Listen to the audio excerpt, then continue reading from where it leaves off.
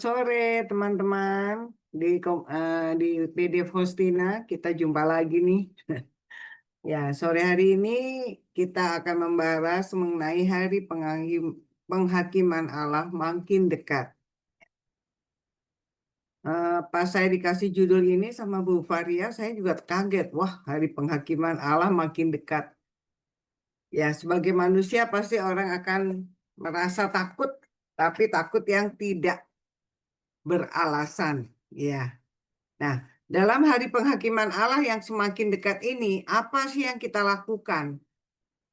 Setelah kita tahu bahwa hari penghakiman Allah itu makin dekat, kita sebagai manusia, kita harus semakin sadar.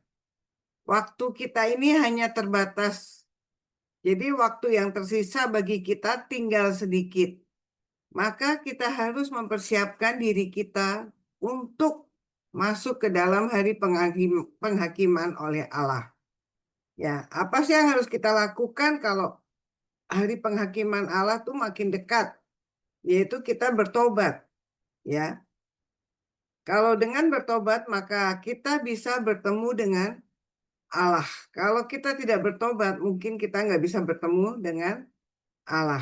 Ya, itu yang akan kita bahas pada hari ini. Kita bahas bareng-bareng ya tentang hari penghakiman Allah yang makin dekat.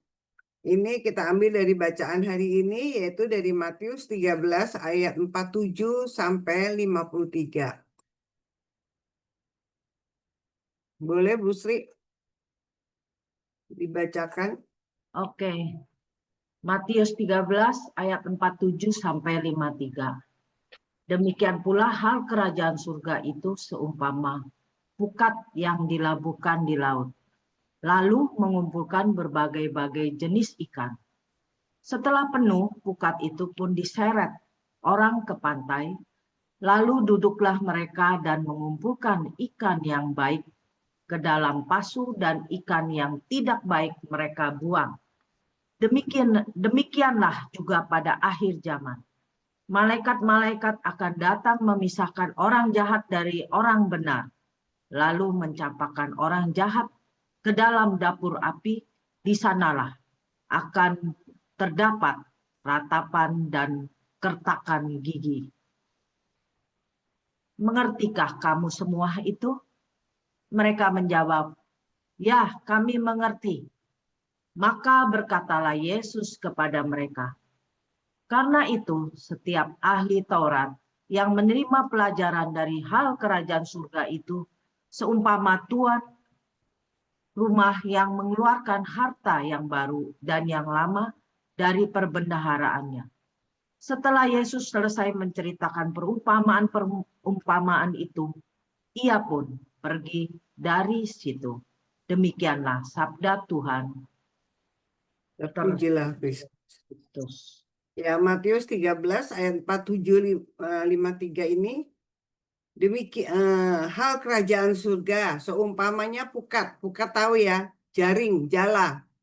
Ya, yang dimiliki oleh setiap nelayan yang mau mencari ikan ke laut. Ya, jadi pada saat pukat dilabuhkan ke laut, ditebarkan ke laut untuk mengumpulkan ikan ya. Jadi di sini pukat itu adalah digambarkan kerajaan surga itu digambarkan sebagai pukat atau jala.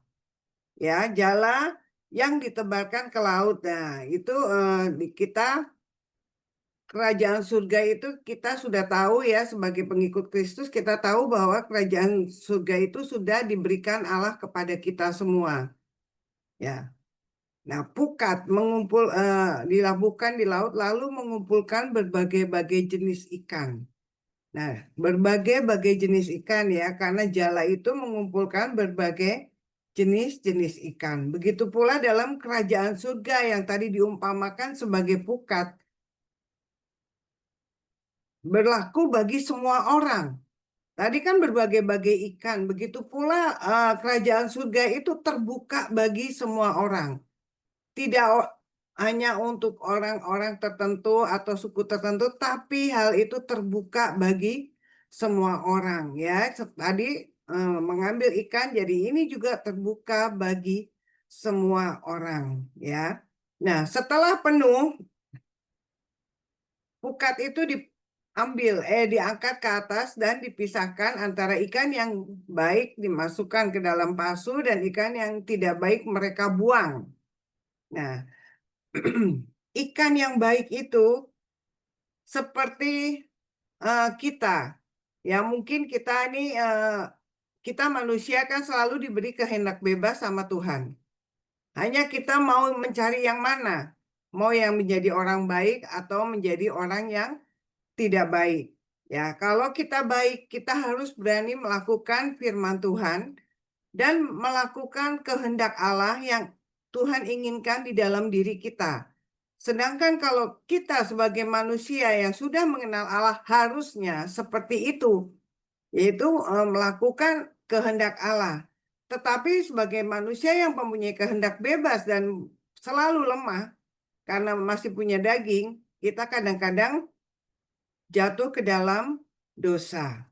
Ya, jadi kalau kita tidak baik, kita menjadi orang yang berdosa. Tapi kita harus selalu ingat kita bertobat. Tapi kalau kita terus-menerus mata hati kita makin tertutup, maka apa yang terjadi? Kita menjadi orang yang akan dibuang oleh Tuhan. Ya, seperti tadi ikan dibuang yang nggak berguna buat apa gitu ya. Nah, demikian juga pada akhir zaman, malaikat-malaikat akan datang memisahkan orang jahat dan orang yang baik ya. Tuhan akan memisahkan ya. Tuhan udah ngasih banyak perumpamaan ya. Domba dan kambing, lalang dan rumput ya. Ini ikan yang baik dan ikan yang tidak baik. Begitu pula kita. Kita sebagai manusia ada yang baik dan ada yang tidak baik. Dan kebanyakan kalau kita sudah sebagai anak Allah, kita mengetahui kehendak Allah, seharusnya kita berusaha untuk taat dan setia akan kehendak Allah. Ya.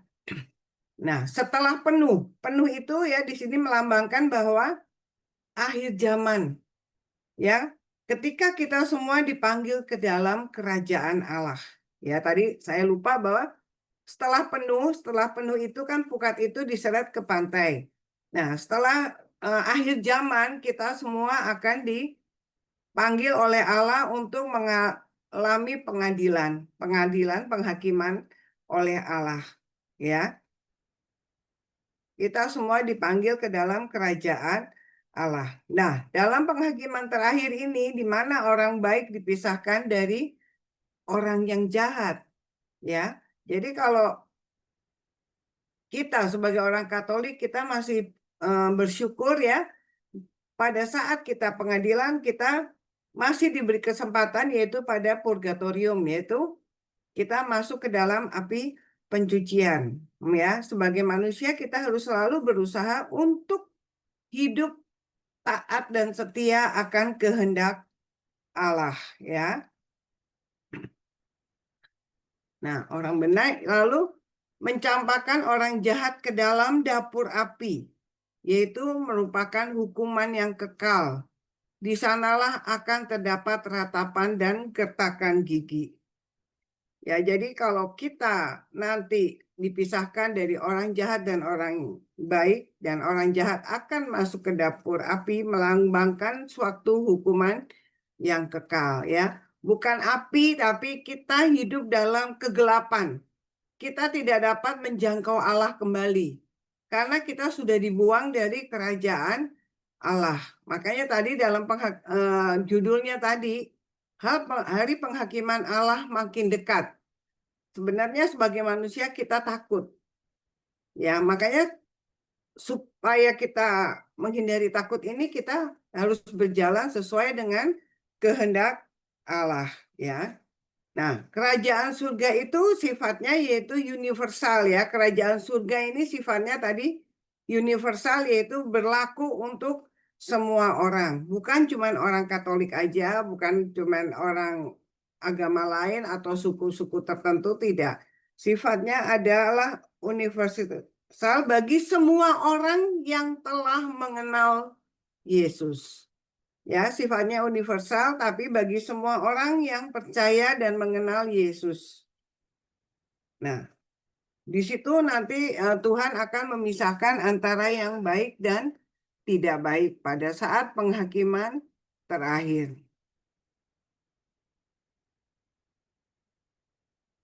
Mengertikah kamu semuanya itu? Mereka menjawab, ya, kami mengerti. Nah, ini kan yang tadi bertanya adalah seorang ahli Taurat. Ahli Taurat itu pasti tahu apa yang boleh dan apa yang tidak, karena dia seorang ahli, dia orang pintar. Jadi dia sudah mempelajari tentang kerajaan surga. Nah, maka berkatalah Yesus kepada mereka, karena itu setiap ahli Taurat yang menerima pelajaran dari hal kerajaan surga itu seumpama tuan rumah yang mengeluarkan harta yang baru dan yang lama dari perbendaharaannya. Setiap ahli Taurat, ya. Jadi Tuhan berbicara kepada setiap ahli Taurat. Nah, kita pun juga tahu, ya, kita pun seperti ahli Taurat. Apalagi kita yang udah ikut PD Faustina, kita akan mengetahui pengajaran atau pelajaran atau firman Tuhan, apa yang boleh dan tidak boleh kita lakukan. Mana yang mau kita cari, hidup dalam kebenaran atau hidup tidak dalam kebenaran. Ya, kalau kita hidup dalam kebenaran, kita akan masuk ke dalam kerajaan surga.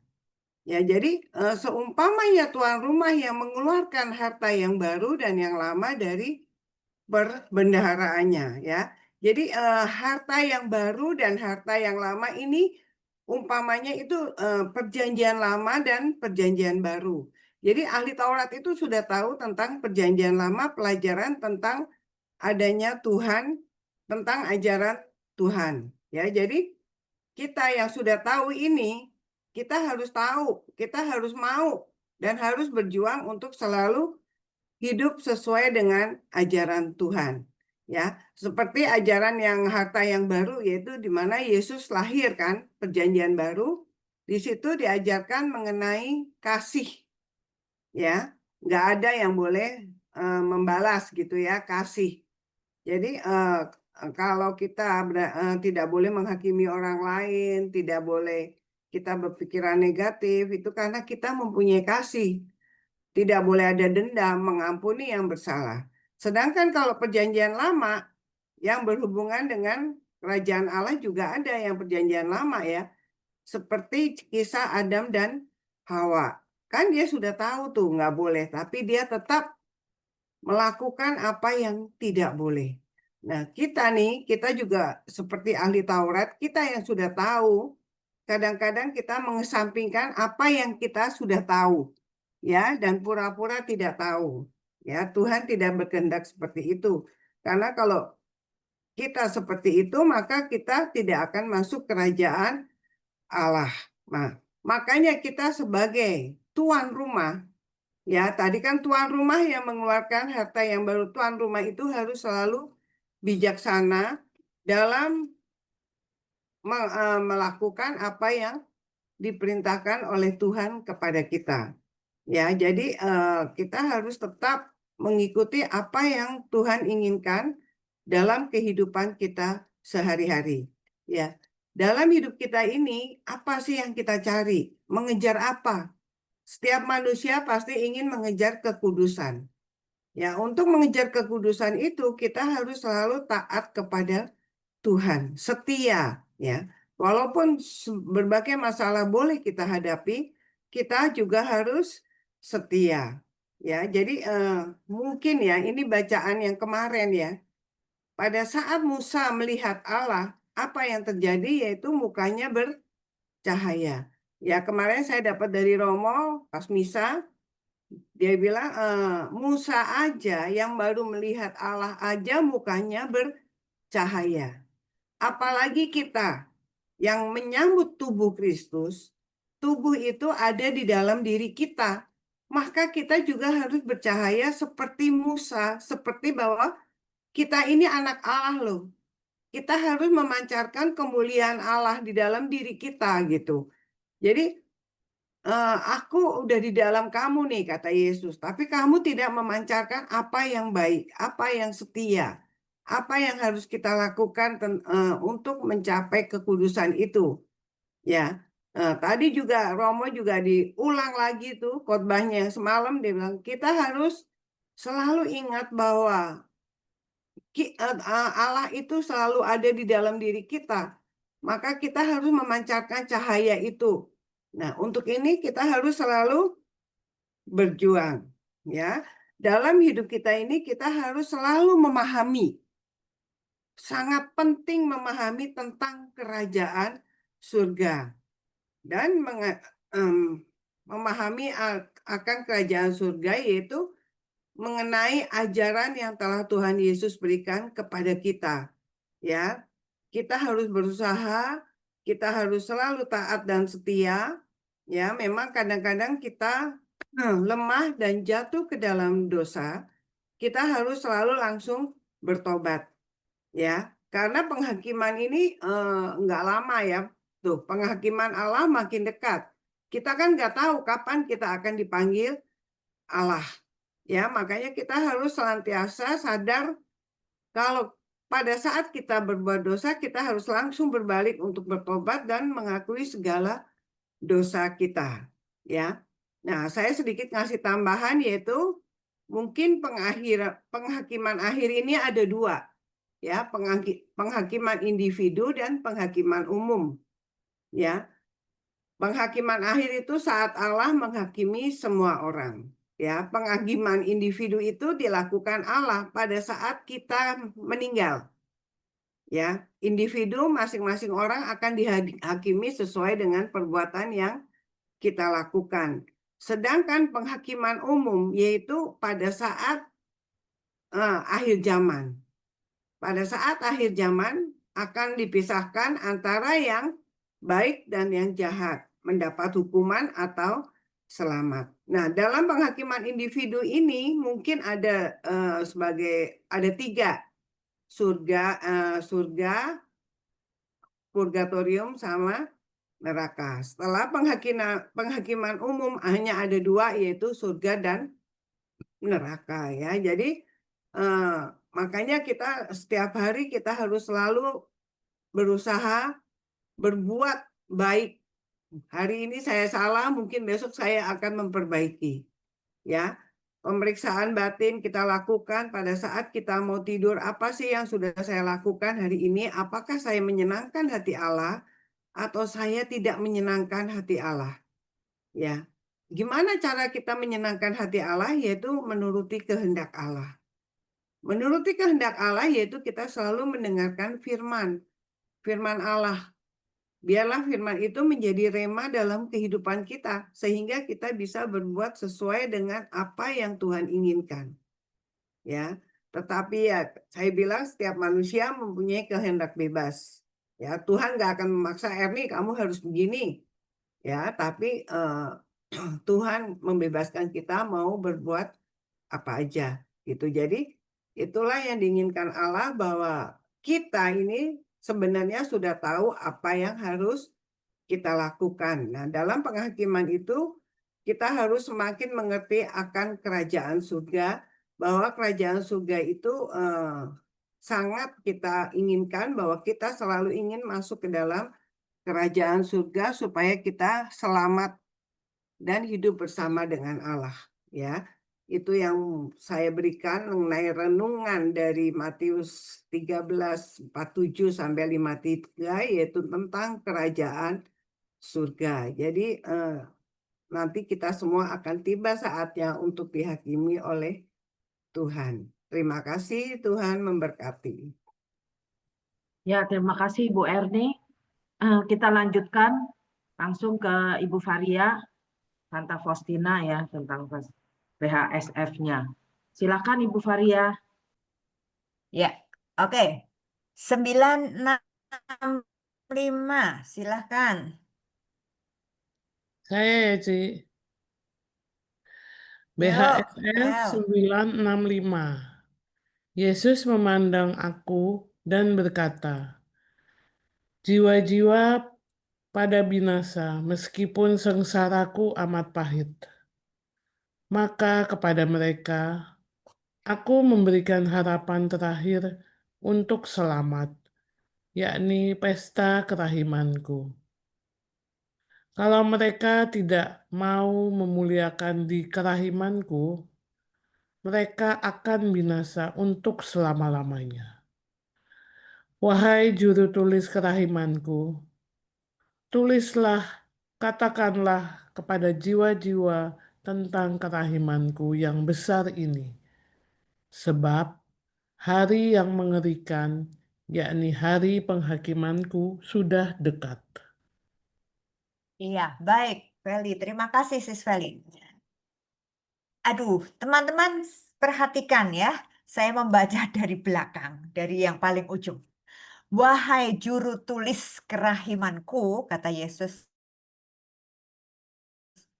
tulislah, katakanlah kepada jiwa-jiwa tentang kerahimanku yang besar. Sebab hari yang mengerikan, ya ini hari penghakimanku sudah dekat. Nah, temanya saya ambil dari ini. Hari penghakiman sudah dekat. Tadi Bu Erni sudah menjelaskan apa itu hari penghakiman, ya kan? Ada yang sifatnya individu, dihakimin one by one, karena kita nanti berhadapan dengan Tuhan satu persatu untuk mempertanggungjawabkan apa yang sudah kita lakukan sepanjang di dunia ini. Dan penghakiman terakhir yang kedua adalah secara universal, secara semuanya. Semua dihakimi, ya. Nah, tetapi teman-teman, tadi Bu Erni juga udah mengatakan mengerikan ya. Kita juga takut ya. Tapi Tuhan tetap mencintai kita dengan luar biasa. Tuhan masih memberi kesempatan kepada kita. Nah, karena apa? Karena pada dasarnya Allah tidak mengharapkan, Allah tidak menginginkan satu manusia pun yang binasa. Binasa artinya tidak terselamatkan. Jadi harus segera masuk ke neraka. Tidak lagi lewat purgatorium. Jadi bagaimana caranya Tuhan untuk tetap mau menyelamatkan manusia walaupun detik-detik terakhir? Kita lihat di sini. Jiwa-jiwa pada binasa meskipun sengsaraku amat pahit. Jadi artinya walaupun Yesus sudah mati di kayu salib, sudah memberikan tubuh, jiwa, dan raganya untuk kita semua, untuk semua manusia, baik yang percaya maupun yang belum percaya, bahkan yang memusuhinya sekalipun. Yesus telah mati di kayu salib untuk menebus dosa semua manusia. Tetapi Yesus juga menghargai keputusan setiap manusia. Ada yang masih tidak percaya, ada yang masih menolak bahkan ya, tidak mau mengakui bahwa Yesus telah menebus dosa-dosanya. Yesus mengatakan, kepada mereka aku memberikan harapan terakhir untuk selamat. Lihat, last minute tetap Tuhan memberikan keselamatan, memberi penawaran, memberi sarana untuk menyelamatkan semua manusia. Ya ini melalui pesta kerahimanku. Kita semua tahu pesta kerahiman Allah selalu terbuka untuk siapa saja. Bahkan setiap jam kerahiman, setiap hari jam 3, Yesus mengatakan kepada kita, dia tidak akan menolak jiwa-jiwa yang datang bersimpuh menghormati kerahimannya. Bawalah para pendosa sekalipun pendosa yang berat. Nah, itu kesempatan-kesempatan yang Tuhan senantiasa memberikan kepada setiap makhluk, setiap manusia ciptaannya yang sungguh dicintai. Nah, tetapi Yesus mengatakan, kalau mereka tidak mau memuliakan kerahimanku, tidak mau percaya, mereka akan binasa untuk selama-lamanya. Kita ingat di Injil Yohanes bab 3 ayat 16. Karena begitu besar kasih Allah kepada dunia ini, maka ia mengaruniakan putranya yang tunggal, ya kan? Supaya siapa yang percaya kepadanya tidak binasa, melainkan memperoleh hidup yang kekal.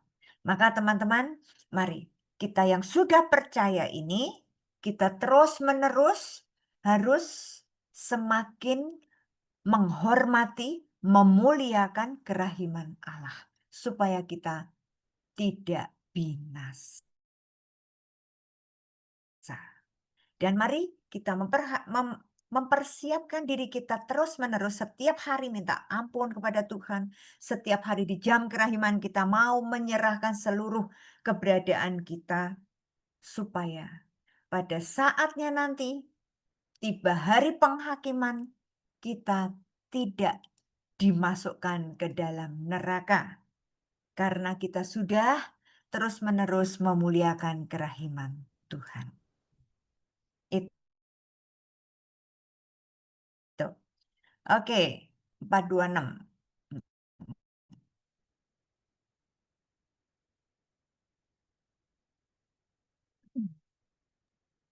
Saya, Bu. Yuk, Bu Tere, silakan Bu Tere.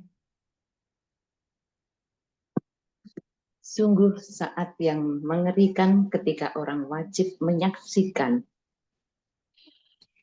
segala perbuatannya dalam kenistaan dan kepapaan.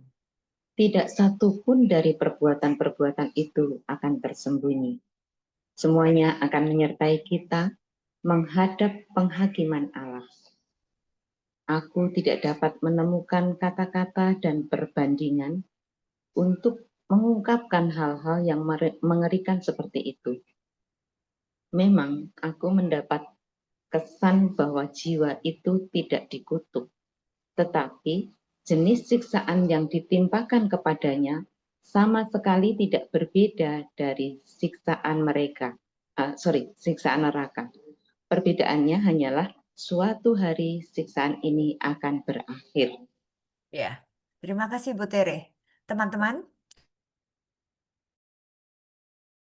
mari kita simak bersama. Ya, dikatakan di sini saat yang mengerikan itu dalam kenistaan dan kepapaan. Artinya apa? Kita semua akan melewati pengadilan. Ya, yang menjadi hakimnya adalah Allah, Yesus sendiri. Ya. Lalu di sini kita diingatkan bahwa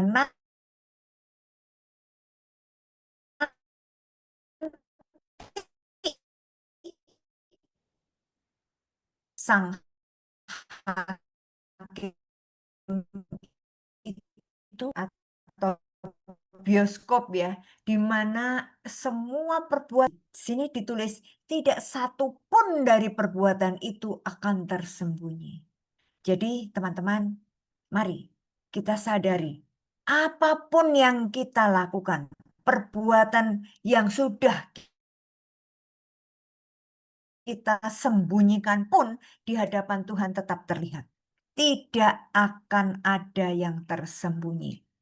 Nah, dikatakan semua perbuatan itu akan menyertai kita menghadap penghakiman Allah.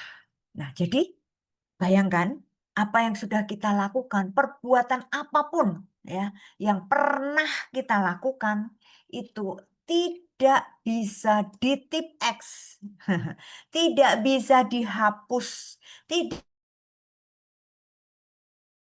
bisa disembunyikan, nggak bisa.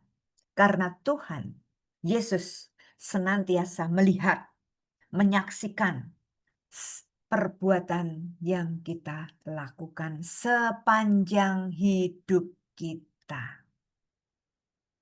Jadi nanti pada saat kita berhadapan dengan Yesus sebagai hakim, kita tidak bisa menyembunyikan satu pun perbuatan kita sepanjang di dunia ini. Nah, lalu Dikatakan di sini, aku tidak dapat menemukan kata-kata dan perbandingan untuk mengungkapkan hal-hal yang mengerikan itu. Memang aku mendapat kesan bahwa jiwa itu tidak dikutuk. Allah tidak pernah memberikan kutukan. Justru Allah senantiasa menyelamatkan. Ya, tetapi siksaan yang ditimpakan kepadanya sama sekali tidak berbeda dari siksaan neraka. Lihat. Jadi perbuatan-perbuatan kita sepanjang di dunia ini yang melanggar perintah Allah atau kadang-kadang perbuatan yang kita sengaja udah tahu ini nggak boleh, udah tahu ini menentang kebenaran. Kadang-kadang kita tetap terjang, kita tetap lawan. Bodoh amat, urusan nanti belakangan. Gitu kan. Nah, sikap kita ini loh, sifat dan sikap kita yang acuh tak acuh kepada kita tidak bisa mempertahankan atau memilih perbuatan yang baik-baik saja. Karena seringkali kita juga terpancing, kita juga seringkali ikut-ikutan ya. Tapi ada kalanya juga sengaja kita lakukan dengan melawan kehendak Tuhan. Setiap tindakan yang melawan kasih, yang melawan kehendak Tuhan itu dosa. Nah, masalah besar atau kecilnya dosa itu tergantung perbuatan yang kita lakukan. Tetapi di sini dikatakan tidak satu pun dari perbuatan itu akan tersembunyi. Jadi sekalipun perbuatannya cuma remeh-temeh menurut kita, tetapi kalau itu tidak berkenan di hadirat Tuhan, maka kita harus sadar karena tidak bisa dihapus. Tadi saya mengatakan nggak bisa ditip X, nggak bisa dihapus, nggak bisa disumputin. Nah, maka mumpung kita masih ada waktu untuk memperbaiki, maka yuk mulai dari sekarang kita sadari. Jangan lagi mengulang perbuatan-perbuatan yang tidak berkenan di hadirat Tuhan. Itu pesannya. Jangan sampai, ya telat deh. Nggak bisa mundur lagi. Waktu akan berjalan terus dan kita tidak akan pernah bisa mundur lagi. Ya, oke, next. Silakan. 635. Saya Bu, Boleh, silakan. BHSF 635, 25 Maret, pada pagi hari dalam meditasi kehadiran Allah melingkupi aku secara istimewa, karena aku menyaksikan keagungan Allah yang tiada tara, dan pada saat yang sama kerelaannya turun kepada ciptaannya. Kemudian aku melihat Bunda Allah yang berkata kepadaku, "Oh, betapa menyenangkan hati Allah, jiwa yang dengan setia mengikuti bisikan-bisikan rahmat-Nya. Aku memberikan juru selamat kepada dunia, dan engkau harus berbicara kepada dunia mengenai kerahimannya yang besar dan mempersiapkan dunia untuk kedatangannya yang kedua. Ia akan datang bukan sebagai juru selamat yang rahim, melainkan sebagai hakim yang adil." Nah, ini dia. Oke, terima kasih Bu Catherine. Aduh, teman-teman, saya membaca ini berkali-kali, saya juga bingung. Karena ada yang sering kita baca, terutama janji Yesus kepada orang yang mendoakan koron di dekat jiwa yang mendekati ajalnya. Dikatakan, aku datang bukan sebagai hakim, melainkan aku datang sebagai juru selamat. Nah, ini kok dibalik. Nah, lalu saya mencoba melihat dengan teliti. Sebenarnya apa yang terjadi di sini? Ya, ini pada waktu Faustina meditasi. Kehadiran Allah melingkupi aku secara istimewa karena aku menyaksikan keagungan Allah yang tiada tara. Dan pada saat yang sama, kerelaannya turun kepada ciptaannya. Selalu digambarkan Faustina itu mempunyai hubungan yang intim, mempunyai hubungan yang istimewa dengan Yesus, dan Faustina diberi penglihatan, dia bisa merasakan, bisa melihat Yesus secara langsung. Dan dikatakan di sini yang sering terjadi itu penglihatan Faustina pada saat komuni, atau pada saat dia bermeditasi, atau pada saat dia duduk manis di depan tabernakel.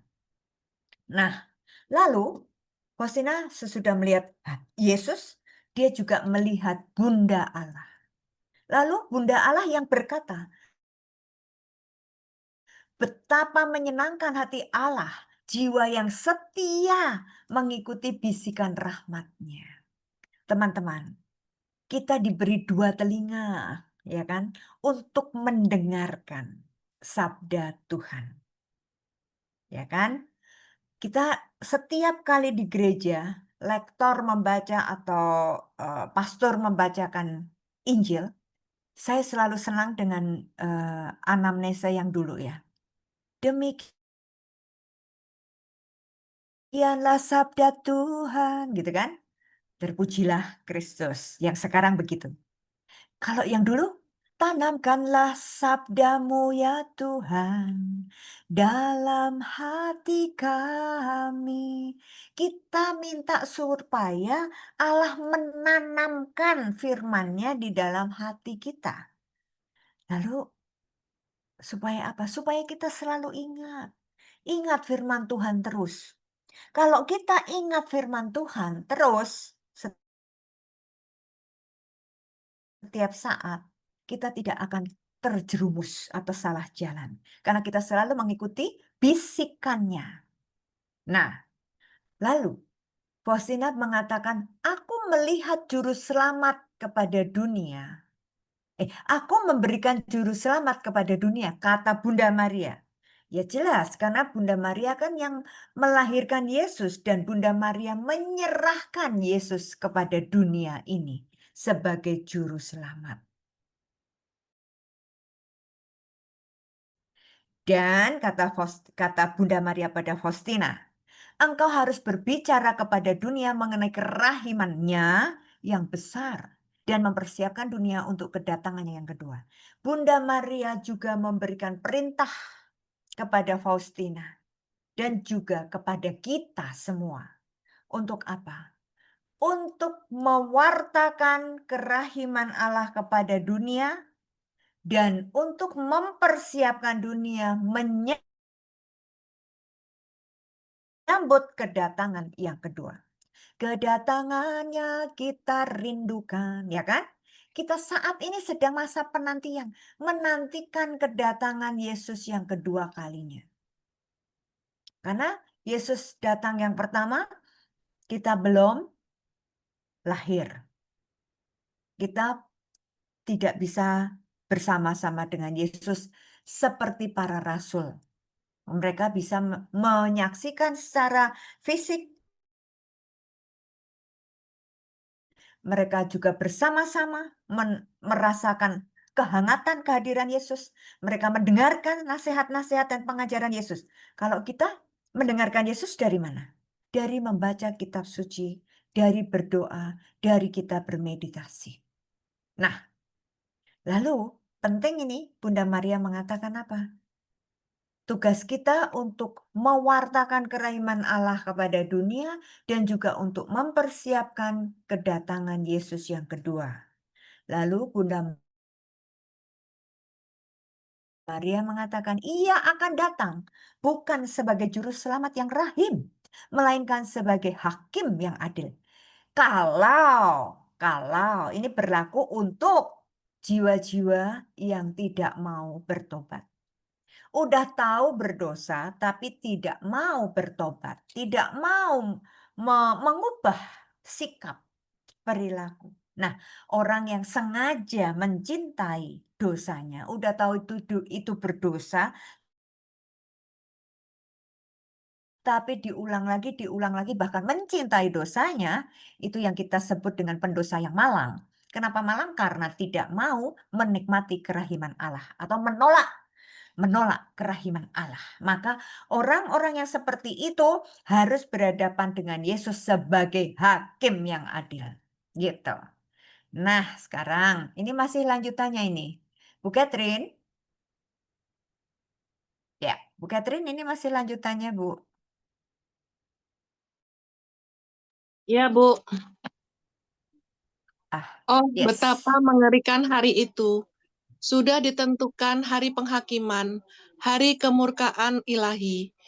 Para malaikat pun gemetar menghadapinya, sementara masih ada waktu untuk memberikan kerahiman.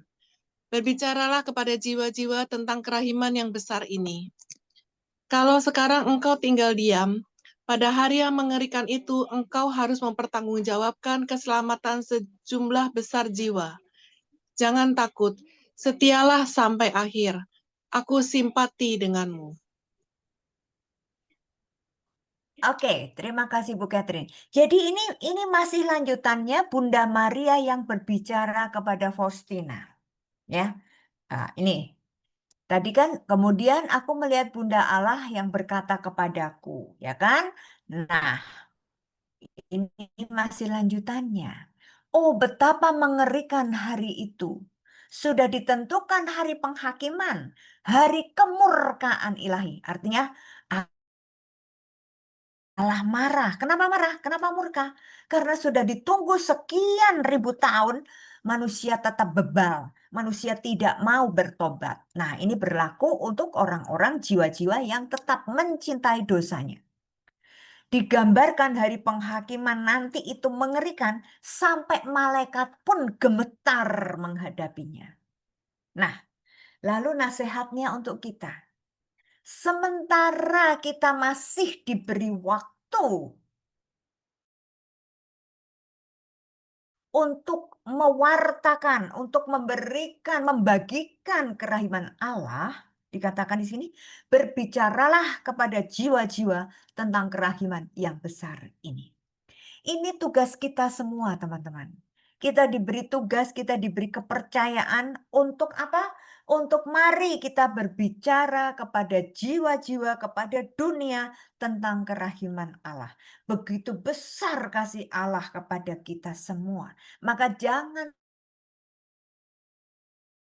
menyia-nyiakan kasih Allah ini. Jangan menyia-nyiakan pengorbanan Allah ini. Nah, itu maksudnya. Kalau sekarang engkau tinggal diam, jadi kalau kita sekarang udah denger nih, kita dikasih tugas ya untuk mewartakan, untuk semakin semangat selain mewartakan itu tidak harus dengan mulut ya, tidak harus dengan kata-kata, tetapi kita bisa membagikan belas kasih sehingga orang-orang jiwa-jiwa yang ada di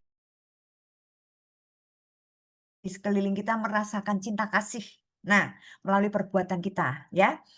Nah, dengan demikian, kalau kita mau ikut aktif ya, mewartakan dengan perbuatan, dengan kata-kata kita ataupun dengan cinta kasih Allah, maka kita berarti menunaikan tugas perutusan kita. Tetapi kalau kita lipat tangan sudah ngerti tapi diem aja, ya ini bahaya nih. Pada hari penghakiman itu yang mengerikan, lihat di sini. Engkau harus mempertanggungjawabkan keselamatan sejumlah besar jiwa. Nah loh, kenapa? Karena kita lebih dulu tahu. Saya lebih dulu tahu tentang kerahiman Allah. Maka tugas saya mewartakan kepada semua orang supaya semakin banyak jiwa-jiwa yang terselamatkan. Dan itulah yang saya lakukan sejak saya membaca buku Harian Faustina, terutama nomor ini. Ini saya takut banget. Kalau sekarang engkau tinggal diam, Varia, kamu sudah ngerti, ya kan? Kamu lebih dulu membaca buku harian dan kamu lebih dulu mengenal kerahiman. Kalau engkau sampai saat ini tetap diam, maka nanti pada hari penghakiman, engkau harus mempertanggungjawabkan keselamatan sejumlah besar jiwa. Waduh, ， serem. juga. Maka ini yang memberikan semangat terus kepada saya untuk saya tidak boleh lelah untuk mewartakan kerahiman Allah. Ya, saya mau supaya nanti saatnya saya berhadapan dengan Tuhan di hari penghakiman, Tuhan akan mengatakan, inilah anak yang kukasihi, kepadanyalah aku berkenan. Amin. Aku mengharapkan itu, ya. Nah, maka teman-teman, yuk kita sama-sama mewartakan kerahiman Allah, ya. Kita harus berani menjadi rasul-rasul kerahiman Allah, ya. Oke, dengan caranya masing-masing. Sekali lagi, saya tidak menuntut atau tidak mengharuskan teman-teman menjadi guru kerahiman atau mewartakan kerahiman dengan cara seminar-seminar di mana-mana, tidak. Karena Tuhan tahu keterbatasan kita. Tuhan tahu karunia dan bakat yang sudah Tuhan titipkan kepada kita. Itu yang harus kita lakukan, ya. Ada yang membagi beras kepada sesama yang membutuhkan, sembako begitu ya. Itu juga bukti cinta kasih. Ada yang memberikan nasi bungkus ya kan, memberikan ada istilahnya hari berkat ya, berbagi nasi bungkus kepada siapapun yang lewat atau memang mengkhususkan hari tertentu memberi pengumuman untuk para pemulung misalnya, itu juga sudah memberikan apa? Belas kasih kepada sesama, ya. Baik. Nah, sekarang kita lihat lagi 660. Yuk, silahkan siapa yang mau membaca langsung buka mic-nya aja. Saya ya, Bu. Oke, silahkan. Oh Yesusku, pada hari penghakiman terakhir, Engkau akan meminta dariku pertanggungjawaban atas karya kerahiman ini. Oh Hakim yang adil, yang sekaligus mempelaiku, tolonglah aku melakukan kehendak-Mu yang kudus. Oh kerahiman, oh keutamaan ilahi, oh hati Yesus yang maha rahim, mempelaiku, jadikanlah hatiku seperti hati-Mu. Iya, terima kasih Bu Hani. Sama. Aduh, ini beberapa kali saya juga sudah mengatakan pada teman-teman ya. Coba setiap hari buka mata, doanya begini, Tuhan, ubahlah mataku menjadi matamu yang selalu melihat orang-orang yang kecil, miskin, papa, yang membutuhkan belas kasih-Mu. Jadikanlah hatiku seperti hatimu yang selalu berbelas kasih. Tergeraklah hatinya oleh belas kasih. Itu kan yang dilakukan Yesus. Maka ini selalu harusnya kita minta terus. Minta kepada Yesus, berikan atau jadikanlah, ubahlah hatiku menjadi hatimu. Ubahlah mataku menjadi matamu yang selalu peka terhadap orang-orang yang membutuhkan uluran belas kasih-Mu. Nah, lalu sekarang Hosea mengatakan, oh Yesusku, pada hari penghakiman terakhir, Engkau akan meminta dariku pertanggungjawaban atas karya kerahiman ini. Benar kan tadi yang dikatakan Bunda Maria, bahwa kalau kamu diam saja, maka nanti pada saat penghakiman terakhir, kamu harus mempertanggungjawabkan jiwa-jiwa yang tidak terselamatkan atau yang binasa. Kenapa? Karena kamu diam saja. Karena kamu tidak mewartakan kerahiman Allah. Maka ada juga di dalam Injil dikatakan bahwa bagaimana orang bisa mendengarkan, orang bisa mengenal Allah kalau tidak ada orang yang mewartakannya. Maka pewartaan ini penting.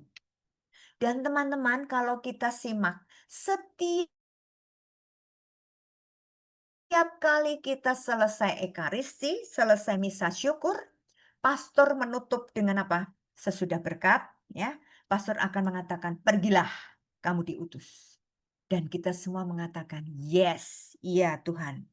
Perutusan kita itu salah satunya ini, mewartakan belas kasih Allah. mewartakan bahwa Allah itu Allah yang Maha Rahim, Allah yang penuh cinta kasih kepada semua ciptaannya. Pertanyaannya, bagaimana cara kita mewartakan? Ya, tadi saya juga udah langsung memberikan contoh. Pewartaan itu bisa dengan kata-kata, bisa dengan perbuatan, dan bisa dengan doa. 3 sarana yang dituntun oleh Faustina, dituntun oleh Yesus sendiri, mengatakan bahwa kamu bisa melakukan perbuatan belas kasih, mewartakan kerahiman Allah dengan berdoa. Siapa yang nggak bisa berdoa? Semua orang bisa berdoa. Maka mari teman-teman, lakukan ini tiap hari. Dan kita harus bersyukur bahwa kita umat Katolik itu selalu diajak ada doa syafaat, doa umat. Doa di mana kita diajak untuk membawa teman-teman kita, orang-orang yang sedang sakit, orang yang sedang menderita kelaparan, orang-orang yang berperang, orang-orang yang mengalami malapetaka, ya toh, kebanjiran, apapun itu. Dengan berdoa, kita diajak mengingat orang lain, kita diajak menolong orang lain, sekalipun kita tidak bisa menolong dengan tangan kita karena jauh. Korban yang saat ini yang wajib kita doakan, korban perang. Kasihan. Semakin hari saya semakin sedih mendengar dan melihat di TV korban-korban perang. Anak-anak kecil di sekolahan nggak tahu apa-apa, sekolahnya dibom. Rumah sakit yang jelas-jelas untuk membantu orang merawat orang yang sedang sakit dibom, hancur. Bagaimana itu? Di mana hati nurani sesama saat ini? Mengerikan. Maka yuk kita mulai dengan mendoakan. Doa, kapan saja, di mana saja kita bisa berdoa. Kita mohon kerahiman Tuhan untuk mereka-mereka. Korban bencana alam, mereka yang mati mendadak, yang belum sempat mengaku dosa, mereka yang belum sempat bertobat, kita mohonkan doa belas kasih Allah. Nah, yang kedua dengan kata-kata. Kata-kata ini bisa dengan kata-kata penghiburan atau orang yang sedang frustrasi, orang yang sedang mengalami tidak punya jalan keluar, terhimpit dengan masalahnya apapun itu. Lalu kita memberikan kata-kata kelegaan. Kata-kata yang membuat orang itu sadar bahwa kamu dicintai oleh Tuhan. Kamu sungguh berharga di mata Tuhan Yesus kita. Ya. Orang yang sedang susah, orang yang sedang menghadapi masalah, apapun itu,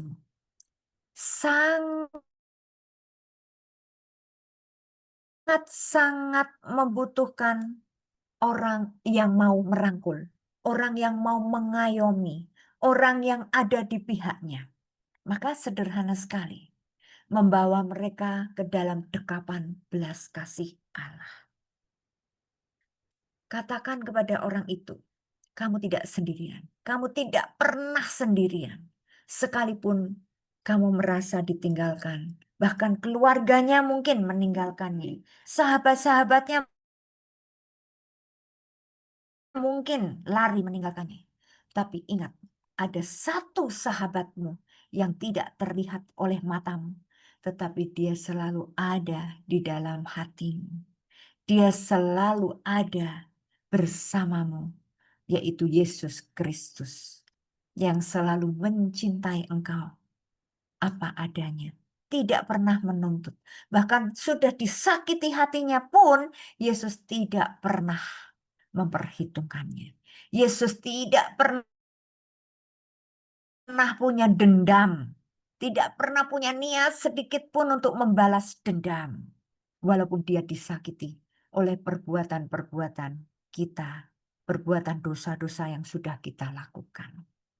Nah, itu Yang ketiga, perbuatan nyata, perbuatan belas kasih. Misalnya, ada tetangga kita atau orang yang bisa kita jangkau, ya, dekat rumahnya dengan kita. Kita dengar, kasihan ya, dia itu kehabisan beras. Kiriman dari anaknya belum ada. Atau sekarang keluarga itu di PHK, anaknya kelaparan. Atau kita mendengar anaknya nangis karena lapar. Maka tergeraklah hati kita yang punya belas kasih ini loh. Belas kasih Allah yang ada di dalam diri kita ini loh. Yang kita harus ungkapkan, kita harus realisasikan kepada orang-orang yang membutuhkan. Jadi contoh sederhana, kalau kita dengar tangisan anak yang nangis karena lapar, mari kita berikan makanan untuk dia. Mari kita menolong orang-orang yang kelaparan yang ada di sekeliling kita. Mungkin memberikan beras atau memberikan sepiring nasi, itu sangat berharga buat mereka. Nah, jadi perbuatan belas kasih itu ada 3. Doa, kata-kata, dan perbuatan. Mari terus-menerus kita melakukannya. Ini sebagai bukti bahwa hati kita sudah diubah menjadi hati Kristus. Hati kita yang degil, hati kita yang keras, ya kan? Yang degil itu apa? Ndablek. Saya ngertinya bahasa Jawa ya. Ndablek gitu ya. Udah tahu itu salah tapi terus-menerus dilakukan. Nah, hati kita yang beku itu kita minta kepada Yesus, jadikanlah hatiku seperti hatimu. Hati yang selalu berbelas kasih. Nah, tapi nggak cukup hanya berhenti kita minta dari mulut kita. Tetapi kita juga mau mempraktekannya. Bagaimana kita tahu kalau hati kita sudah diubah menjadi hati Yesus? Dengan cara praktek. Sekali lagi, praktek. Lakukan, do it. Kata Yesus, bukan orang yang teriak-teriak Tuhan, Tuhan itu yang masuk surga. Tetapi Yesus mengatakan, orang yang melakukan kehendak Bapakku, itulah yang masuk surga. Jadi teman-teman, mari kita sadari, semasa kita masih ada di dunia ini, kita punya misi, kita punya tugas, perutusan yang sangat jelas. Kasihilah sesamamu manusia seperti dirimu sendiri. Bagaimana kita mengasihi manusia? Yaitu lakukan apa yang bisa kita lakukan. Kita punya beras lebih, orang yang membutuhkan nggak punya beras, kasih. Kita punya minyak, setiap bulan belanja, beli minyak sampai 4 atau 5 bungkus ya liter per pack gitu. Satulah kasihin orang miskin. Ya, orang yang minta-minta gitu. Itu dengan hal-hal yang kecil kita melakukannya. Supaya apa? Supaya nanti pada hari penghakiman terakhir kita tidak dimintai pertanggungjawaban atas karya kerahiman ini. Varia, kamu selama hidup kamu belum melakukan karya nyata Allah yang berbelas kasih. Nah loh, tapi saya mengatakan, Tuhan, sekarang saya mau melakukan, kata Tuhan. Terlambat sudah. Pintu gerbang sudah ditutup, kita nggak bisa kembali lagi ke dunia. Jangan sampai terlambat. Ya, saya jadi ingat perumpamaan tentang orang miskin dan Bapak Abraham, ya kan? Orang miskin yang selama ini orang kaya dan orang miskin. Orang kayanya sudah naik ke surga, ya kan? Sudah wafat, dua-duanya sudah wafat. Tapi si orang miskinnya malah duduk di pangkuan Bapak. Lalu si orang kayanya bilang, "Hei, tolong aku di sini kepanasan, berikan aku setetes saja air." Apa yang dikatakan? Nggak bisa. Karena ada jurang pemisah yang tidak bisa ditembus oleh siapapun. Yang bisa keluar masuk itu hanya Bunda Maria dan Yesus. Maka teman-teman, apa nasihatnya orang kaya tadi? Tolong Sampaikan kepada saudara-saudaraku, kepada keluargaku yang masih ada di dunia ini, supaya dia tidak mengulangi perbuatanku. Nah, ini ya. Jadi teman-teman, mari kita menyadari hal ini. Melakukan perutusan kita dengan baik. Perutusan kita yang utama, kasihilah sesamamu manusia seperti dirimu sendiri. Dan tugas kita untuk mewartakan kerahiman Allah. Mewartakan bahwa Allah itu sungguh amat baik. Itu tugas kita. Ya, semoga kita dimampukan untuk menjadi misioner-misioner kerahiman Allah. Oke, next. Mana nih kok nggak bisa? Ya, 848. Silahkan.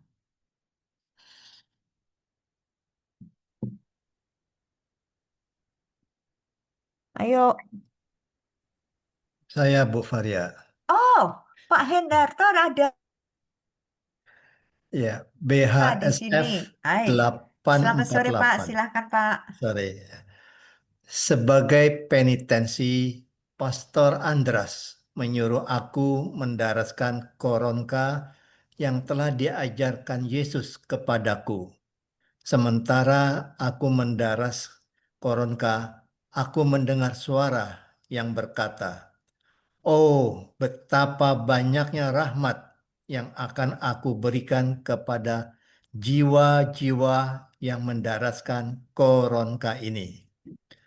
Lubuk kerahimanku yang mesra tergerak melihat mereka yang mendaras koronka ini. Tulislah kata-kata ini, putriku. Berbicaralah kepada dunia tentang kerahimanku.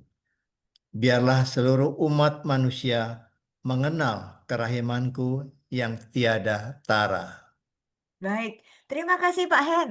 Sama-sama. Nah, teman-teman, di sini kita mau melihat lagi. Pada saat Faustina sesudah mengaku dosa, ya, kan ada penitensi. Nah, sebagai penitensinya, pastor pembimbingnya, yaitu Pastor Andras, menyuruh Faustina mendaraskan koronka. Ya, dan ini sekarang para pastor di paroki-paroki juga sudah mulai nih doa koronka sebagai penitensi. Ya, karena saya pernah dapat juga seperti ini. Nah, kata Faustina, sementara mendaraskan doa koronka, ya, Faustina mendengar suara ini. Betapa banyaknya rahmat yang akan aku berikan kepada jiwa-jiwa yang mendaraskan koronka ini. Wih, keren abis. Jadi kita itu luar biasa, setiap hari berapa kali kita doa koronka. Jangan bosan-bosan, jangan jemu-jemu untuk doa koronka. Karena apa? Yesus mengatakan akan memberikan rahmat yang besar kepada setiap jiwa yang mendoakan koronka. Nah, keren kan? Nah, yang kedua, lubuk kerahimanku yang mesra tergerak melihat mereka yang mendaras koronka ini. Nah, Yesus sendiri mengatakan, lubuk kerahimanku yang mesra tergerak, ya, melihat mereka yang mendaras koronka ini. Selain kita mendapatkan rahmat, Yesus juga semakin mau mesra, mau hubungan erat dengan kita setiap kali kita doa koronka. Wih, keren banget. Maka jangan sia-siakan untuk kita terus-menerus mendoakan koronka. Doa koronka itu anytime, setiap saat, tidak ada terkecuali. Kapan saja mendaraskan doa koronka.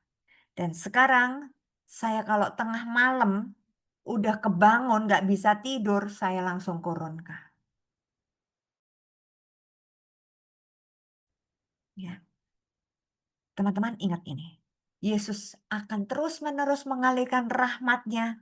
Bahkan Yesus sendiri akan semakin mesra dengan kita yang mau mendaraskan doa koronka. Lalu sekarang perintah Yesus kepada Faustina. Tulislah. Faustina itu kan juru tulisnya Yesus. Faustina itu sekretaris kerahiman Allah. Maka apa yang harus ditulis? Kita simak bersama, ya. Kita lihat yang saya warnai kuning ini. Berbicaralah kepada dunia tentang kerahimanku. Berapa nomor yang lalu yang baru saja kita bicarakan itu juga persis sama. Bicaralah kepada dunia tentang kerahimanku. Ini rupanya diulang-ulang-ulang ratusan kali. Untuk apa? Untuk mengingatkan kita semua juga. Ini berlaku tidak hanya untuk Faustina, berlaku untuk kita juga, Anda dan saya. Untuk selalu berbicara tentang kerahiman Tuhan. Biarlah seluruh umat manusia mengenal kerahimanku yang tiada tara. Saya ingat ada salah satu peserta seminar ya pada saat saya seminar kerahiman. Lalu berkata begini, Bu, bagaimana caranya berbicara kepada dunia tentang kerahiman Allah? Orang saya sendiri aja baru tahu tentang kerahiman, baru aja selesai seminar.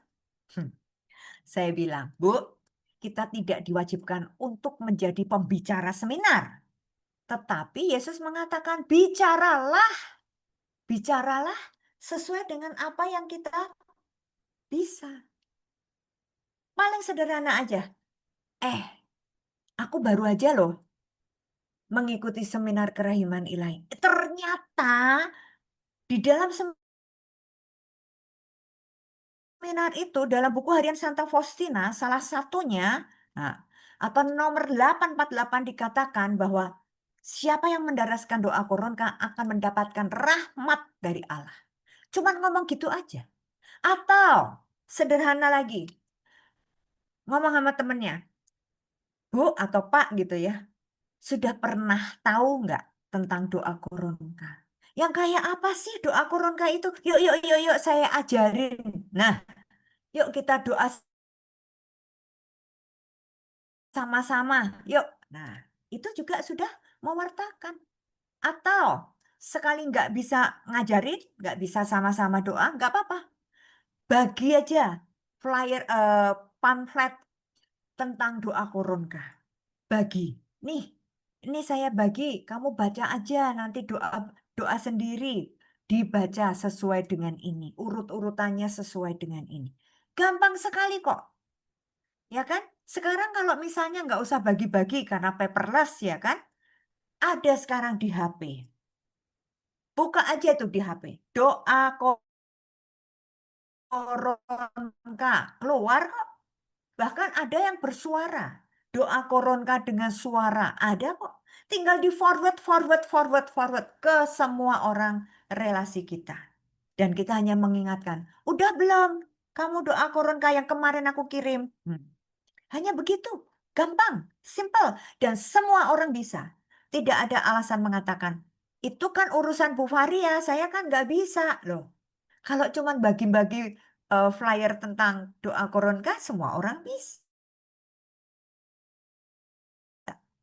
Cuman forward tentang doa koronka dari HP, semua bisa.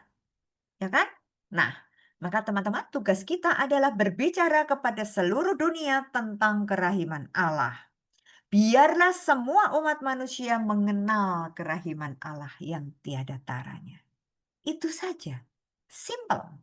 Ya. Maka jangan bermalas-malasan untuk menjadi pewarta kabar gembira ini. Oke, next. Pak Hen, ini masih lanjutannya. Ya. Silakan. Itulah tanda untuk akhir zaman dan sesudah itu akan tiba hari pengadilan. Sementara masih ada waktu, biarlah mereka datang ke sumber kerahimanku. Semoga mereka mengambil manfaat dari darah dan air yang mengalir untuk mereka. Oh jiwa-jiwa insani, kemana kalian menyembunyikan diri pada hari murka Allah? Bernaunglah sekarang juga pada sumber kerahiman Allah. Oh, betapa besar himpunan jiwa-jiwa yang aku lihat.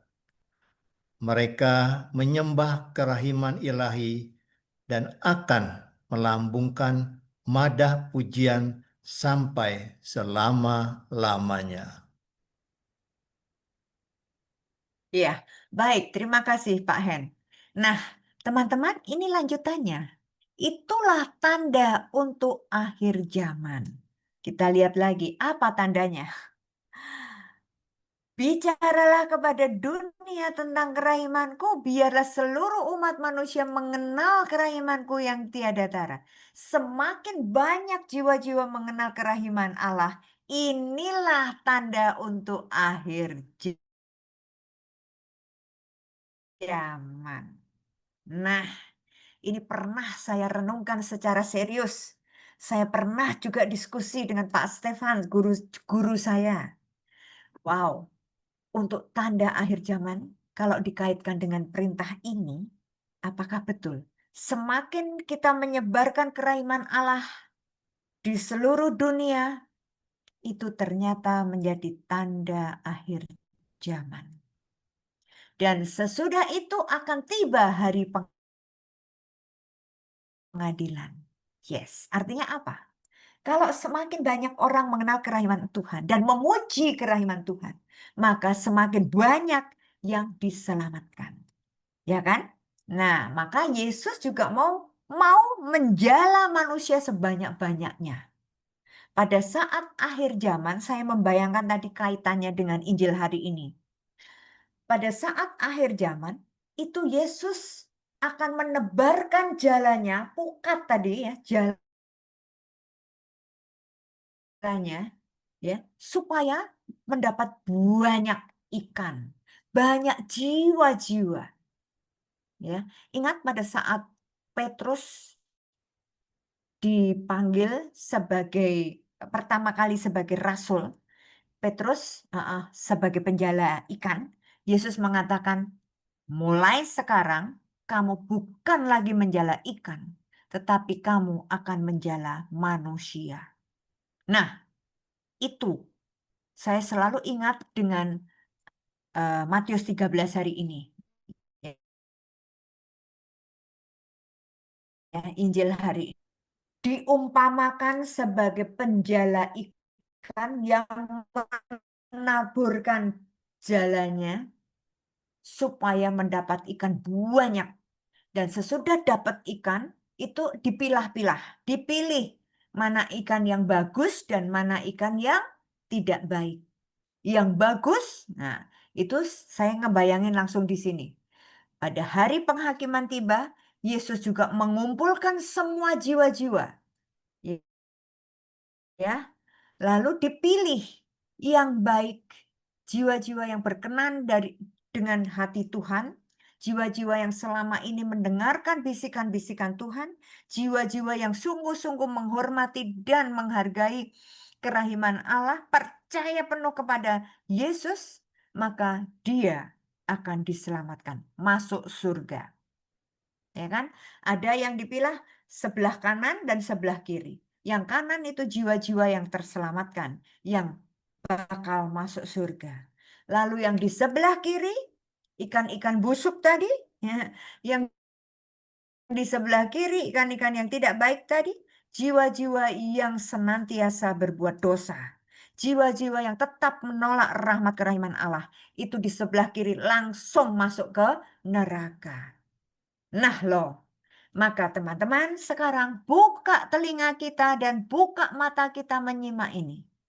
Sementara masih dikasih waktu untuk Anda dan saya, biarlah mereka datang ke sumber kerahimanku.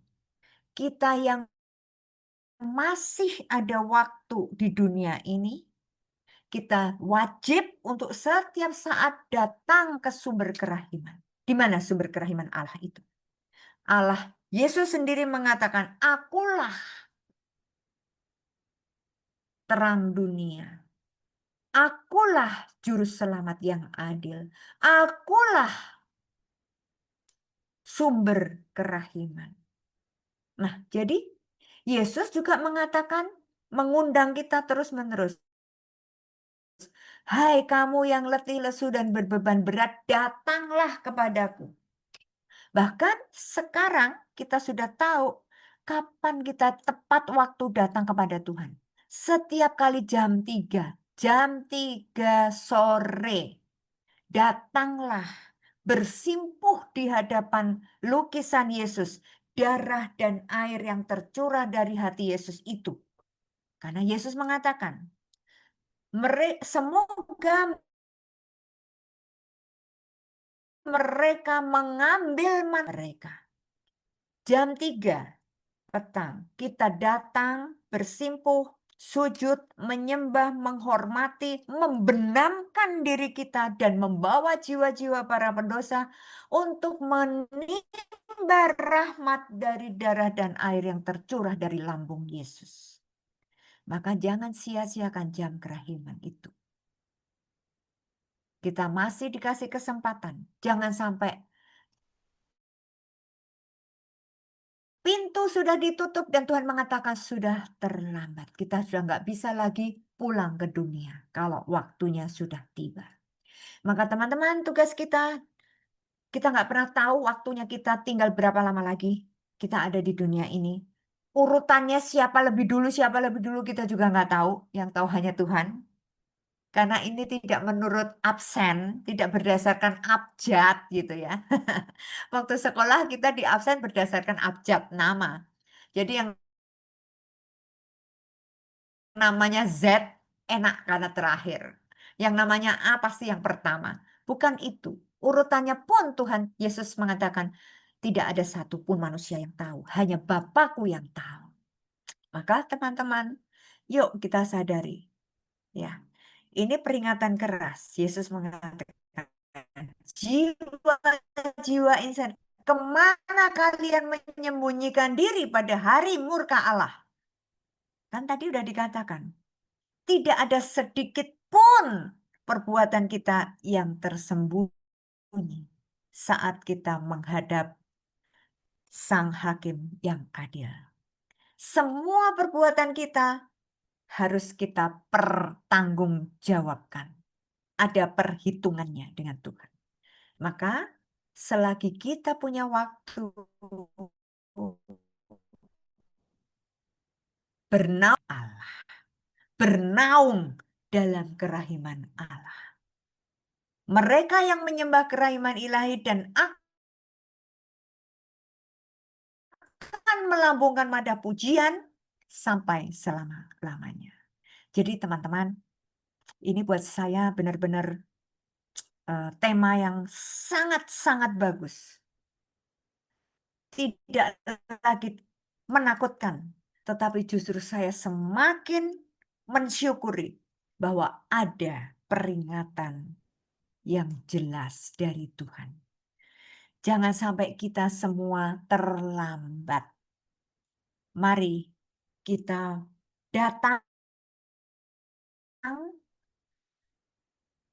setiap kali jam kerahiman untuk mengambil manfaat dari darah dan air yang telah mengalir untuk menebus dosa-dosa kita, untuk menyelamatkan kita, supaya kita menikmati hidup kekal, bahagia bersama dengan Yesus.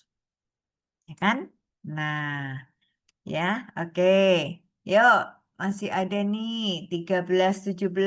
Siapa yang mau baca? Aku Eval.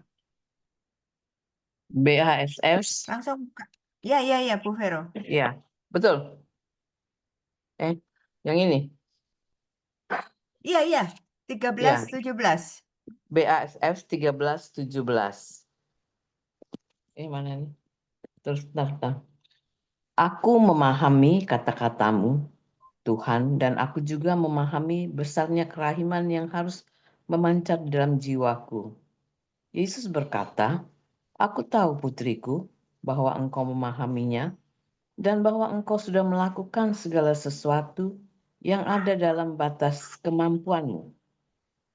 Tetapi tulislah ini untuk banyak jiwa yang seringkali gelisah karena mereka tidak memiliki sarana-sarana material untuk mengamalkan tindak belas kasihan.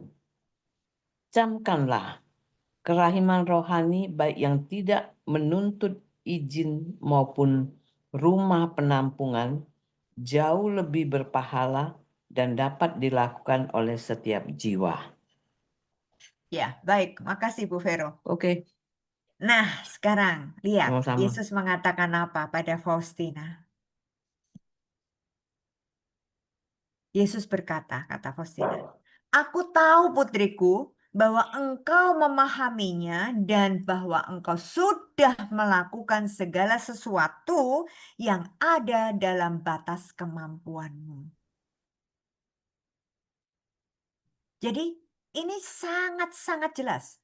Kita dipilih, kita dipanggil, kita diutus untuk mewartakan kerahiman Allah bagi seluruh dunia supaya semakin banyak jiwa-jiwa mengenal kerahiman Allah.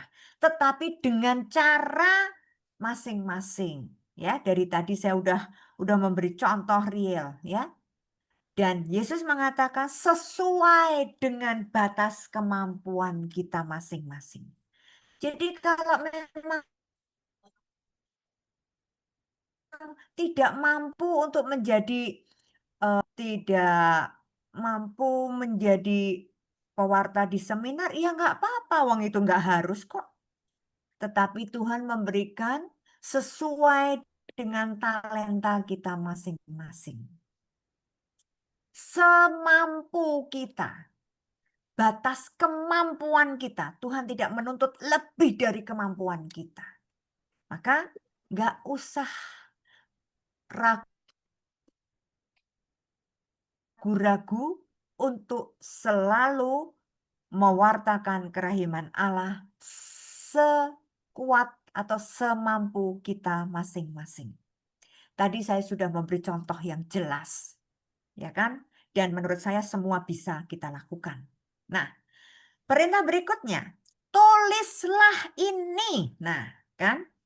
Yesus selalu minta Faustina menuliskan.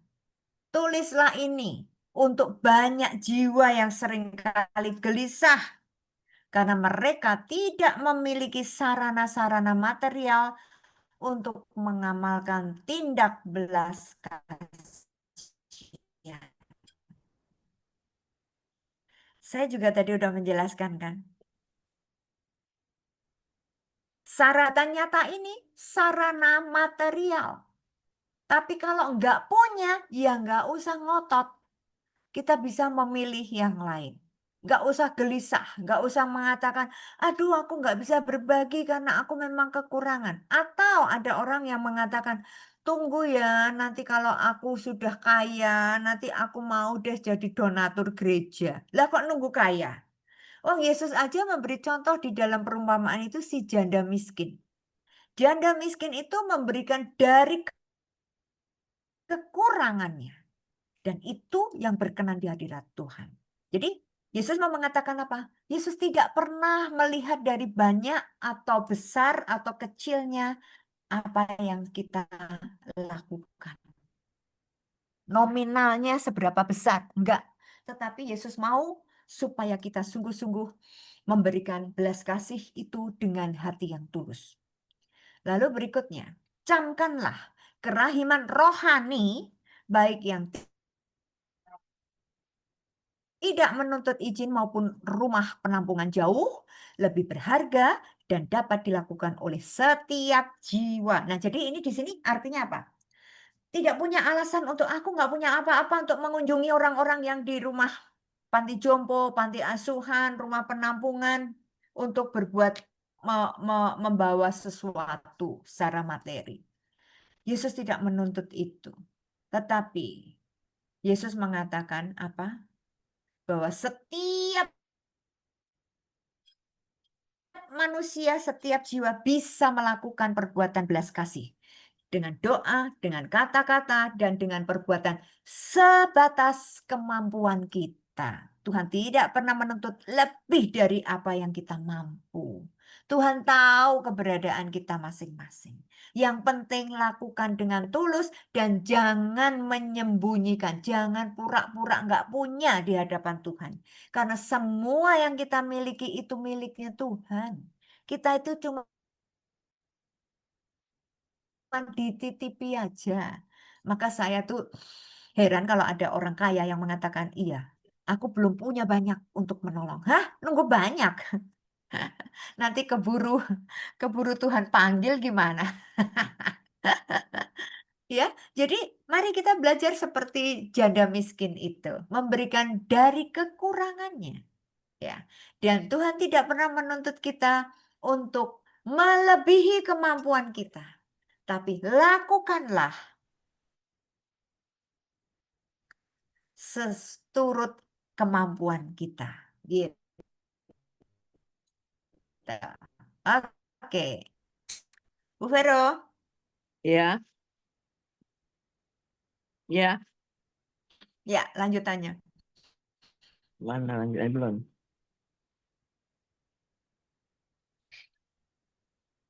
Mana? Kelihatan nggak?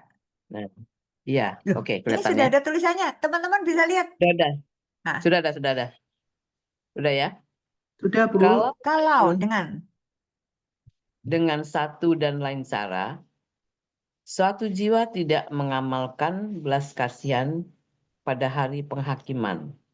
Ia tidak akan memperoleh kerahimanku.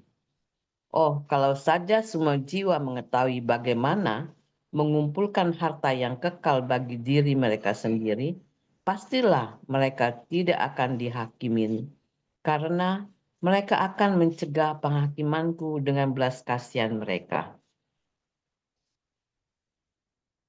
belas kasihan mereka. Oke, terima kasih Bu Vero. Nah, coba nih perhatikan teman-teman ya. Tadi kan sebelumnya dikatakan bahwa kita wajib ya. Ada saya mengatakan wajib tuh karena bisa dilakukan oleh setiap jiwa. Ya. Tuhan tidak pernah menuntut melebihi kemampuan kita, tapi sebatas kemampuan kita, apapun yang kita lakukan. Lalu Yesus juga mengatakan kalau dengan satu dan lain cara suatu jiwa tidak mengamalkan belas kasihan, jadi nggak lakukan apa-apa, maka pada hari penghakiman ia juga tidak akan memperoleh kerahimanku. Nah loh, jadi apa yang kamu tabur itu yang akan kamu tuai, persis. Nah persis, Yesus juga mengatakan begitu kan di Injil. Apa yang kamu tabur itu yang akan kamu tuai. Kalau kita menabur kebaikan, kita juga akan menerima kebaikan dari Tuhan. Dan ini jelas loh. Yesus mengatakan kalau kamu di dunia ini tidak melakukan apa-apa, maka nanti pada saat penghakiman terakhir, kamu juga tidak akan menikmati kerahiman. Aduh, jangan sampai grup kita ini yang ikut Zoom hari ini bukan kebetulan. Tapi Yesus memang mau supaya kita semua dengar pesan ini. Menurut saya pesan ini sangat-sangat jelas. Ya. Maka tadi di sini kan camkanlah. Nah, kalau ada kata-kata camkanlah, perhatikanlah, penting. Kerahiman rohani baik yang tidak menuntut izin bisa suatu jiwa tidak mengamalkan belas kasihan. Hati-hati ya. Jangan sampai kita menolak atau kita cuek tidak melakukan amal belas kasih, maka hari penghakiman terakhir nanti kita juga tidak akan menikmati kerahiman Allah. Lalu pesannya Yesus. Kalau saja semua jiwa mengetahui bagaimana mengumpulkan harta yang kekal bagi diri mereka sendiri, pasti mereka tidak akan dihakimi karena mereka akan mencegah penghakimanku dengan belas kasihan. Jadi artinya apa? Ini tadi. Kita ini sudah tahu kalau kita tidak melakukan belas kasih, ya, maka nanti kita juga tidak akan menikmati rahmat kerahiman Allah. Padahal teman-teman, kita bisa masuk ke surga, kita bisa terselamatkan dari maut, itu hanya karena rahmat kerahiman Allah. Tidak ada yang lain. Bukan karena kemampuan kita, bukan karena gagah perkasanya kita, bukan karena kepandaiannya kita, bukan karena kita sudah melayani di gereja dari Senin sampai Jumat, dari Senin sampai Sabtu. Melayani apa saja. Bukan itu takarannya kita selamat. Tapi kita diselamatkan hanya karena belas kasih Allah. Hanya karena kerahiman Allah. Maka teman-teman, yuk kita sadari hal ini. Hari penghakiman Allah semakin dekat. Ya, ini penutupnya. 1470. Silahkan.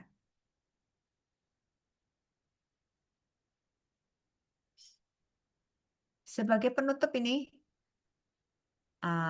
Bu Ira. Bu Ira boleh baca, Bu Ira? Ya, Bu. Ya, kayaknya belum Oke, dengar Bu. suara Bu Ira nih hari ini. Baik, Bu. BHSM 1470. Oh, betapa indahnya bahwa Yesus. Ya, Kedengeran, Bu? Kedengeran, Bu? dengar. Ya. Dengar, lanjut. Oh, betapa indahnya bahwa Yesus akan menghakimi kita seturut hati nurani kita dan tidak menurut perkataan serta penilaian manusia. Oh, kebaikan yang tak terselami. Aku melihat bahwa Engkau penuh kebaikan, justru ditindak penghakiman. Iya, terima kasih Bu Ira. Nah, teman-teman, ini sebagai penutup kita, buku harian Faustina ini mengatakan, 1470 mengatakan, betapa indahnya bahwa Yesus akan menghakimi kita seturut hati nurani kita. Nah loh, jadi bukan seturut Yesus, tapi sebenarnya yang mengadili takaran pengadilan kita, ya kita sendiri ini loh.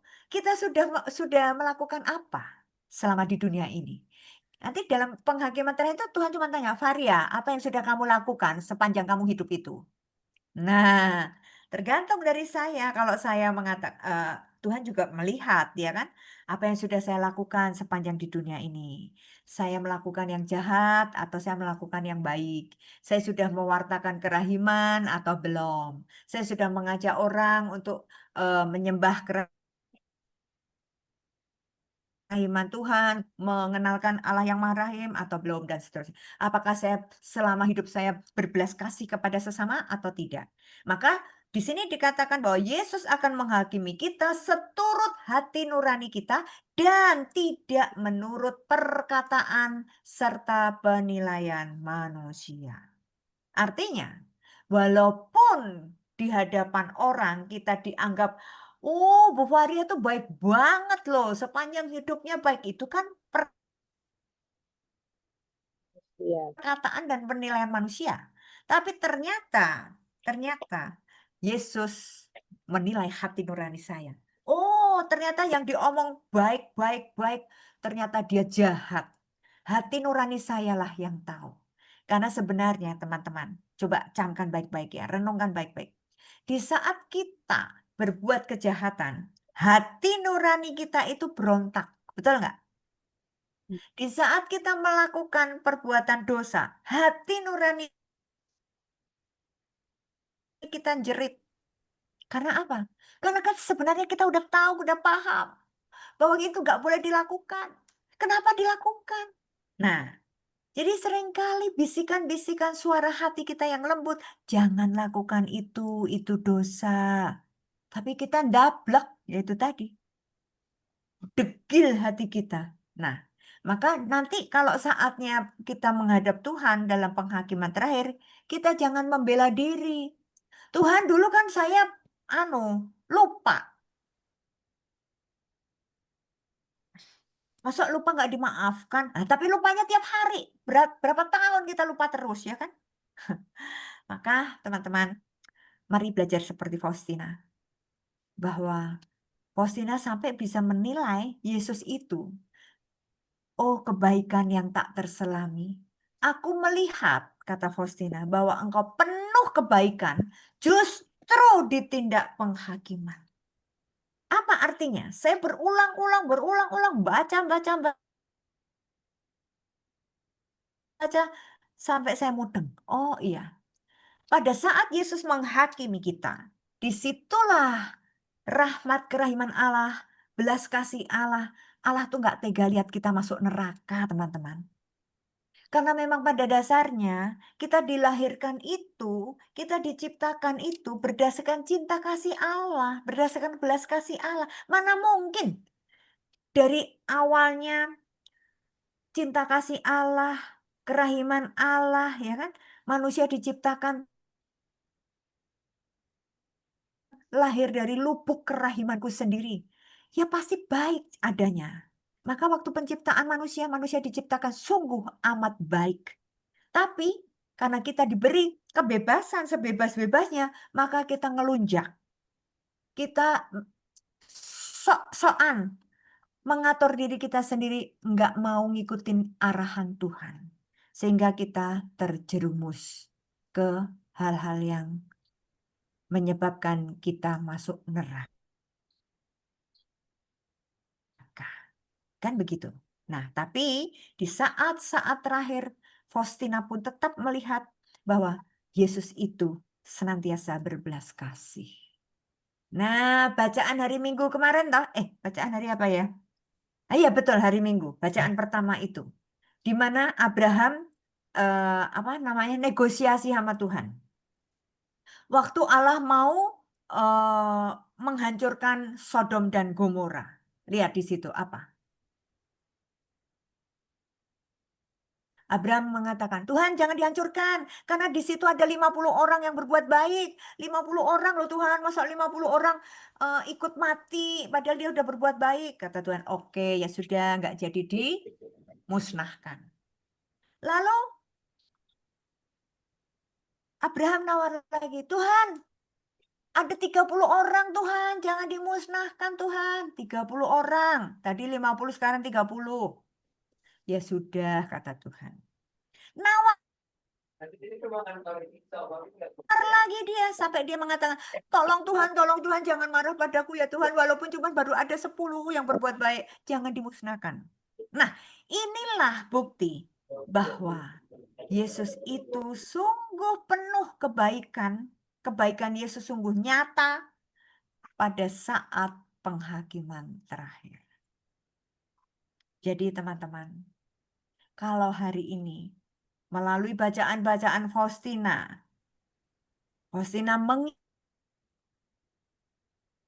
mengingatkan kita, jangan sampai terlambat untuk kita selalu berbuat baik.